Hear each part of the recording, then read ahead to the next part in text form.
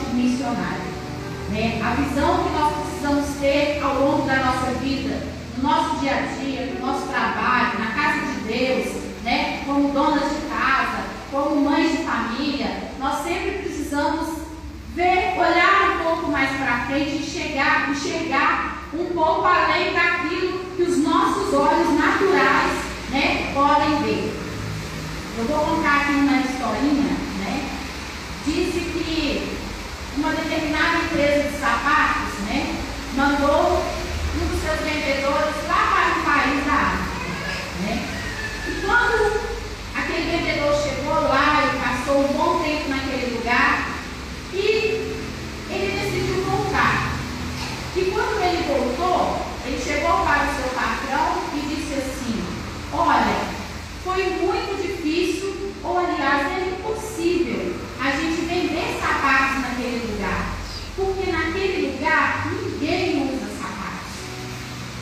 Mas aquele patrão, né, aquele dono, achou aquilo muito assim, estranho, aquela fala, mas tudo bem. E aí, de repente, ele resolveu mandar um segundo vendedor para aquele lugar. O vendedor foi, chegou lá, ficou um tempo, observou aquele lugar e viu que ninguém ali usava sapatos. Mas ele disse assim: puxa, que legal, aqui todos precisam de sapatos. E com isso, ele conseguiu fazer uma venda extraordinária e até mesmo criar ali uma fábrica de sapatos, né? O diferencial vai ser sempre a forma como nós olhamos as coisas, as pessoas e as situações. Jesus, ele foi o maior e melhor missionário que já existiu na face da terra. Por mais que nós tentamos, queremos fazer com muita excelência, nós nunca vamos chegar próximo do Senhor. Mas nós temos que fazer com excelência, né? A excelência, ela tem que fazer parte. Hoje, quando eu conversava com a Priscila, né? A Priscila me deu esse toque e foi uma coisa muito interessante, porque a excelência precisa fazer parte do nosso dia a dia. Aleluia! O capítulo 4, ele vai começar aqui falando sobre a história da mulher samaritana. Amém? Todo mundo conhece, né, a história da mulher samaritana. Quando Jesus chega ali no poço e ele prega para a mulher samaritana, né, ele estimula nela o desejo missionário. Ele enxergou naquela mulher algo que ninguém nunca tinha visto, o seu potencial para falar do amor de Deus. A palavra de Deus, ela é tão linda, porque cada um que pegar esse capítulo 4, essa fala da mulher samaritana, ele vai achar um texto, vai ter um contexto e ele vai falar sobre algo diferente, né? E assim a palavra de Deus, ela se faz nova a cada dia. Jesus rompeu as barreiras legais e falou com aquela mulher, conduzindo aquela conversa para uma grande vitória do reino de Deus. O que Jesus teve? Ele teve visão, né? Ele chegou, talvez era uma mulher que ninguém dá nada, era uma mulher que a palavra vai dizer que ela tinha 5 maridos, mas aquele lá não era, aquele que ela estava não era o marido dela, né? Mas Jesus chegou ali e colocou aquela mulher como uma pessoa preciosa, como algo valioso para o seu reino. Ele conseguiu enxergar o quão carente e sofredora ela era, mas também teve uma visão do seu potencial, o quanto ela seria útil no reino de Deus. Ele mostra que a vê, que a conhece profundamente. Então, com essa palavra, com esse capítulo 4, eu quero pegar aqui um gancho e trazer alguns tópicos para a gente poder meditar nessa noite, né? E a primeira coisa que eu quero dizer aqui é que nós, como cristãos, nós como salvos, nós como pessoas que estamos fazendo a obra de Deus, que estamos envolvidos no reino do Senhor, buscando ganhar almas, que a primeira coisa que nós precisamos perceber é a necessidade das pessoas. Jesus pediu água para a samaritana e após beber, seus discípulos chegaram oferecendo comida, mas não era o que ele queria e nem precisava naquele momento. Certamente, Jesus estava tão ocupado que não tinha tempo nem para comer, mas naquele momento ele não pediu comida, mas sim água, né? E aí a gente pode perguntar assim, mas como a água da vida pede água? Meu Deus! Jesus é a água da vida. O que nós aprendemos aqui é que muitas das vezes nós queremos dar às pessoas aquilo que elas querem, na hora que elas querem e na hora que nós queremos. Mas nós não temos que dar a elas aquilo que elas querem, mas sim o que elas precisam. Aleluia! Vamos pegar, por exemplo, aqui um presente. É mais fácil, talvez, eu chegar e perguntar assim: o que fulano está precisando, né? Quem sabe, não sabe. O que eu estou falando? E do que eu chegar e falar assim: eu vou comprar para a pastora Vitória uma jaqueta preta. E de repente eu posso trazer uma jaqueta preta e a pastora Vitória não tem uma jaqueta preta, né? Ou ela vai usar as duas, ou de repente ela vai falar assim: eu vou doar essa jaqueta porque eu já tenho uma jaqueta preta. Então, o melhor nesse caso é a gente buscar saber o que a pessoa precisa. E muitas das vezes a gente tem vergonha de perguntar, né? Quando é um presente. A gente tem vergonha de perguntar assim: fulano, o que você precisa? Tem alguma coisa que você está querendo que eu possa te dar? Mas se a gente for olhar pela necessidade da pessoa, pelo que eu posso fazer e suprir o que ela está precisando, é muito mais fácil eu perguntar do que eu dar alguma coisa na minha cabeça, certo? E Jesus fez dessa forma, né? Jesus não veio para satisfazer as nossas vontades, mas sim atender às nossas necessidades. E sempre deve haver reciprocidade. Aquela mulher ofereceu a Jesus o que? Água. E o que Jesus deu a ela em troca? Deu a ela salvação, deu a ela uma morada celestial, né? Ainda usou ela como um canal de bênção para abençoar e falar do amor de Deus para outras pessoas. Jesus compara a sua missão como um alimento que satisfaz a vida. Verdadeiramente, quem tem vontade de ganhar almas vive a maior satisfação. Vai ter dias que nós temos uma vontade enorme de tomar aquele café da manhã, né? Como é bom o café da manhã, com um queijinho, um cafezinho, né? Um cappuccino, ou mesmo um pão, um biscoitinho. Mas vai ter dia que a gente vai ter que renunciar a esse café da manhã, porque nós temos que jejuar, nós temos que consagrar, nós temos que buscar o Senhor, né? Então, a nossa vontade de ganhar almas e de se envolver na busca dessas almas tem que ser maior do que o alimento que nós priorizamos para o nosso dia a dia. A palavra de Deus vai dizer que os campos estão brancos para a ceifa. Isso determina muito trabalho, porque o campo é mundo e é vasto, e ele está cheio de altos.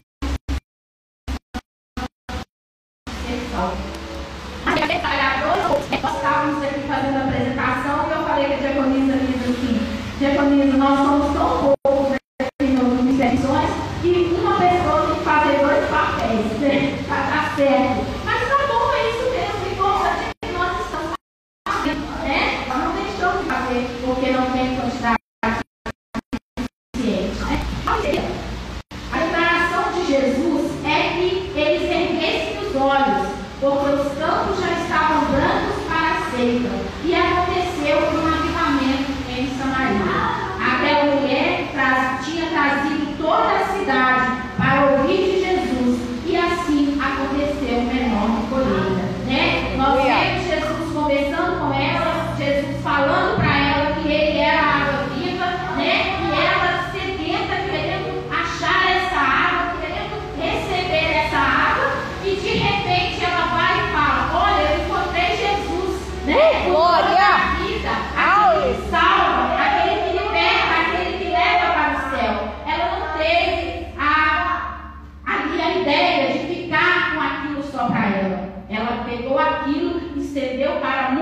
pessoas, e a Bíblia vai dizer que lá em Samaria houve uma grande colheita, né? Então, esse ano nós estamos vivendo o ano da colheita. Que o Senhor venha trazer para nós muitas almas. Que o Senhor venha nos agraciar com pessoas que realmente querem servir o Senhor e necessitam de servir ao Senhor.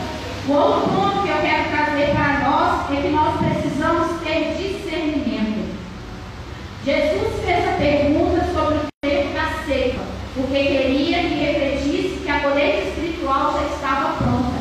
Ele estava usando uma mulher que foi usada para falar para outros, e dali Jesus salvou muitas almas. Aleluia. Mas aquela mulher, ela não hesitou e foi sozinha falar de Jesus para os outros. Ela foi usada como um trabalhador, e através dela muitas almas vieram aos pés do Senhor, né? E a Bíblia vai dizer que houve uma enorme colheita. Aleluia.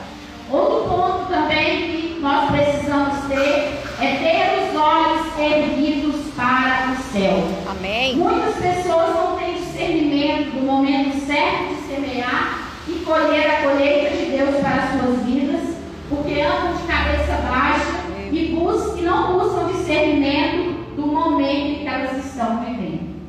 Há muitas coisas que vêm para nos tirar do propósito, né? Se nós não buscarmos o Senhor, não pedirmos ao Senhor que realmente nos mantenha de pé, a própria palavra vai dizer: quem está de pé, cuide para que não caia. É verdade. Esse cair, ele pode ser em qualquer momento, em qualquer situação, por qualquer coisa, né? E nós precisamos pedir ao Senhor que erga os nossos olhos, que nós tenhamos uma visão como a águia, né?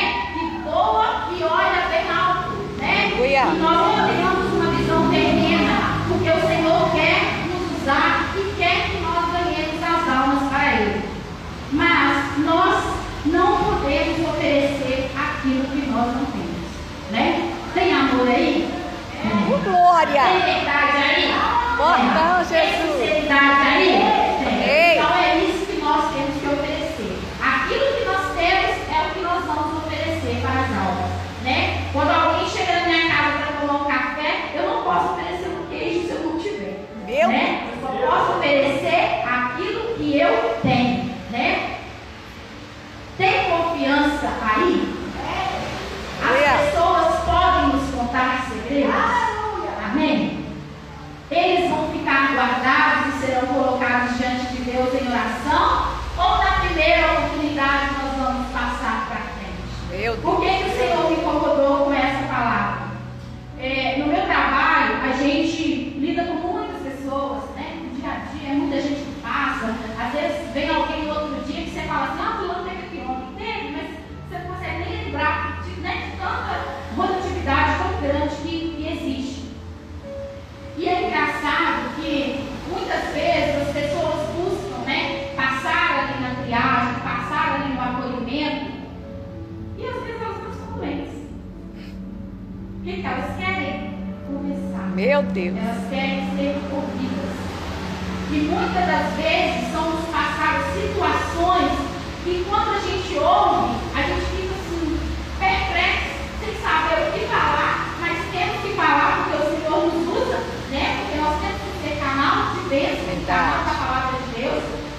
E às vezes a gente fica assim: meu Deus, a pessoa não tem nada, ela passou por isso, ela precisava conversar. Verdade. Ela precisava contar alguma coisa para alguém, né? Que talvez ela não conseguiu em casa, ela não tem um marido ou não tem uma esposa. Vamos lá que a gente vai conversar com aquele povo e eles vão nos ouvir. E é assim que acontece, né? Quantas vezes os médicos ouvem coisas, né? Que não era para eles ouvirem, mas eles são confidentes.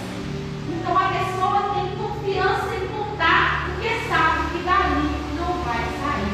Então assim também temos que ser nós com essas aulas que são. É verdade. Elas buscam confiança. Elas buscam alguém que vão ouvir o problema delas, mas que não vai passar para frente a situação em que elas estão vivendo, né? Aquela mulher ofereceu a Jesus o que ela tinha e recebeu em dobro salvação para si, para os outros, e acredito eu, um galardão nos céus. Outro ponto também que a gente precisa ter é esperar a recompensa. Oh, essa recompensa, Glória a Deus! ela é gloriosa, né? É o que todo mundo espera. Até quem não semeou espera a recompensa, né? Mas nós que estamos semeando no reino de Deus, estamos buscando, com certeza vamos receber do Senhor. Quando o semeador semeia, ele precisa esperar. Nada é imediato. Ele espera os frutos com ansiedade, com grande expectativa, pois esse tempo é remoto. Ou seja, existe um tempo entre semear e colher. Ninguém vai semear e já vai pular para a colheita. De jeito processo, nenhum, é um né? processo. Existe um processo que se passa no meio do caminho até que a gente chegue à colheita. Certamente, quem planta espera colher, e a colheita é a recompensa, certo? Glória a Deus! Em se tratando de missão, essa recompensa é para a vida eterna, pois o semeador não espera no homem, e sim no Senhor da seara. Aleluia! Se olharmos os momentos e as circunstâncias que a gente passa, talvez nós não vamos semear, né? Talvez a gente vai deixar para lá, não vou plantar essa plantinha não, deixa para lá, né? Eu lá em casa eu costumo, quando eu vou em algum lugar, supermercado, eu trago tanto de sementinha, tanto de batatinha. Toda hora tem sementinha no casa. Eu não fico sem sementinha. Não tem lugar de plantar não, mas a sementinha está lá, né?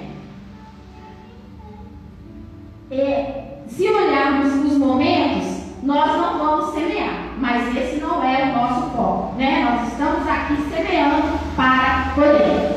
Deixemos que o Senhor nos use em qualquer momento da vida para semear a palavra dele aos corações, né? Uma coisa que me chama muita atenção aqui na igreja, né? Hoje eles não estão todos aqui, tem alguns ali nos polos, né? É o Ministério Infantil, né? Hoje eu lembrei que quando eu cheguei para o Ministério de Virtude, havia apenas o Miguel e a Vitória, filha da Fernanda. O Senhor não tira isso do meu coração, é uma coisa que Ele sempre está me trazendo. Eu ainda não entendi qual é o propósito, mas eu sei que o Senhor está falando comigo através disso. E quando o Davi chegou, passou um pouquinho, a Vitória saiu. Ficou o Miguel e o Davi. Hoje nós temos o Miguel, aliás, o Miguel não temos, mas temos o Davi, temos a Rafinha, temos a Luísa, temos a Brendinha, temos o Arthur, temos o Joaquim, Tem a temos a Yasmin, a Anaé, a Isabela e a... Quem eu esqueci de alguém? Não. Hoje nós somos 9 crianças nesse ministério. Então talvez a gente olhe e a gente fala assim: Senhor, nós passamos 4 anos e o Senhor trouxe tão poucas almas lá de fora, mas e as que estão crescendo aqui dentro? E as que estão sendo geradas aqui dentro? Né? Em 4 anos nós ganhamos 9 crianças, né? Isso não é pouco não, isso é muito. Então a gente precisa entender a forma do Senhor trabalhar, porque às vezes a gente quer alguma coisa, mas Ele sabe que a gente necessita de outra, né? E muitas outras crianças vão vir, muitas pessoas vão vir, né? Mas nós temos que valorizar aquilo que nós temos. E no momento nós temos 9 crianças no Ministério Infantil, eram 2, hoje são 9, né? Glória a Deus! Oh, Deus fiel! Então é assim que o Senhor vai fazendo, né? O Senhor traz o crescimento de acordo com o que Ele quer. A palavra vai dizer que um é o que planta, um é o que rega e o outro é o que colhe. Muitas das vezes quem plantou não vai colher, né? A casa onde eu morava tinha um pé de jabuticaba, né? Um pé de jabuticaba que foi plantado há mais de 30 anos. E se a pessoa falasse assim: eu não vou plantar porque eu não vou utilizar esse fruto? Ela não plantaria, não semearia, nós não colheríamos, né? Então nós não temos que pensar que nós estamos plantando para nós estamos plantando para o reino. Aleluia! Alguém planta, alguém rega e o outro colhe, né? Talvez vão ter almas que vão chegar aqui no momento em que talvez algum de nós não estejamos mais aqui, mas elas vão chegar, né? Isso é o que importa.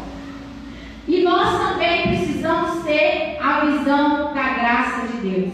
Precisamos fazer tudo de pela graça.